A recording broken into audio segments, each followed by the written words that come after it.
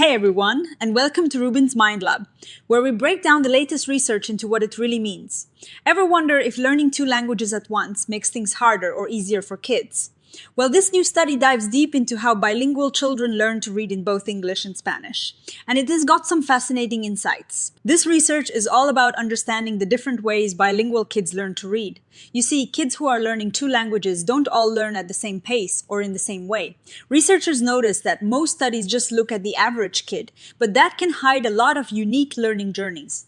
So they decided to look at the different profiles or patterns of reading skills that kids might have, both in English and Spanish, and see what makes some kids excel in certain areas. They wanted to answer two big questions. First, what are the different groups or profiles of code, focused and meaning, focused reading skills among bilingual kids? And second, do things like the classroom environment or how old the child is predict which group they end up in? To tackle this, they gathered data from over Baba Spanish and English bilingual children in kindergarten.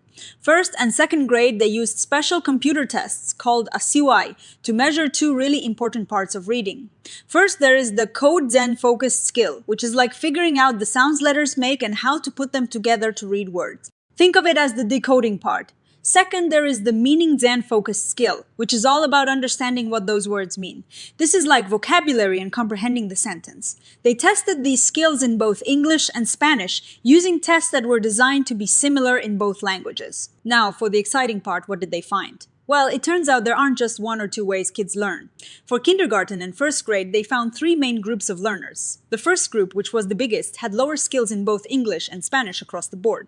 They called this the low in everything group. Then there was a group that had, on average, better skills in Spanish than in English. They described this as Abdi English Thadi, high Spanish in kindergarten.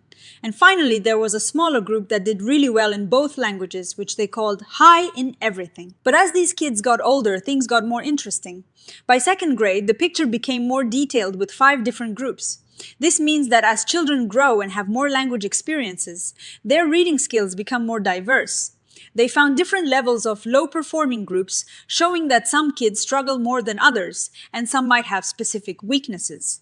They also saw more nuanced high-performing groups. This increase in the number of profiles with age suggests that individual differences in how kids learn and respond to instruction become more pronounced over time. One of the most striking findings is that for most bilingual children, their English and Spanish skills tended to grow together, kind of like a team. When kids were doing well in one language, they were generally doing well in the other, and vice versa. This supports the idea that learning in one language helps with learning in the other, a concept called common underlying proficiency. It is like having a shared foundation of language knowledge that benefits both languages. And here is a really important takeaway about how kids are taught.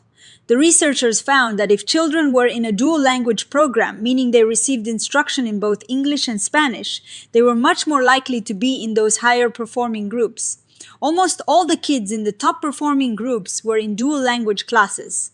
On the flip side, kids in English only classrooms were much more likely to be in those lower performing groups. This strongly suggests that dual language education really helps bilingual kids develop strong skills in both languages. Interestingly, in this study, they didn't find any groups of kids who were clearly English dominant in their reading skills while being weaker in Spanish. Instead, when there were differences between the languages, it was more common for kids to show stronger skills in Spanish. This might be because Spanish has a more consistent spelling system, making it easier to learn decoding skills early on. Plus, many of these kids were in dual language programs where Spanish instruction might have been more intensive in the early years. The study also showed that kids who struggled the most had broad difficulties in both reading and understanding in both languages. This highlights that their challenges weren't just in one specific area or one language. So what does this all mean for us? Well, first off, it tells us that we really need to look at the whole picture when assessing bilingual kids. Just looking at their English scores can seriously underestimate their abilities because many of them might have strong Spanish skills or be balanced in both. We need assessments that can capture their full linguistic repertoire. For the kids who are struggling, the research suggests they likely need support in both decoding and understanding in both English and Spanish.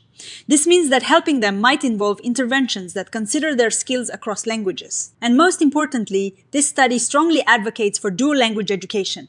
It seems to be a really effective way to help bilingual children thrive.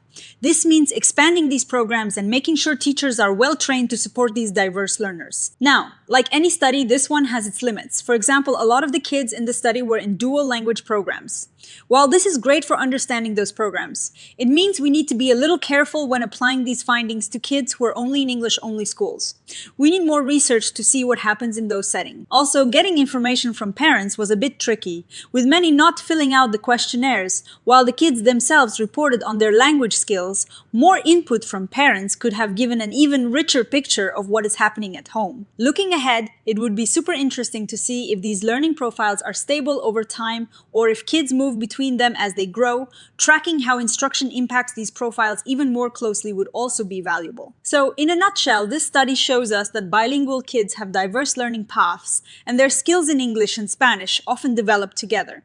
It highlights the amazing benefits of dual language instruction and suggests that we need to look beyond simple averages to truly understand and support these incredible learners. It is a powerful reminder that bilingualism is a strength, and educational approaches should reflect that. What did you all think of these findings?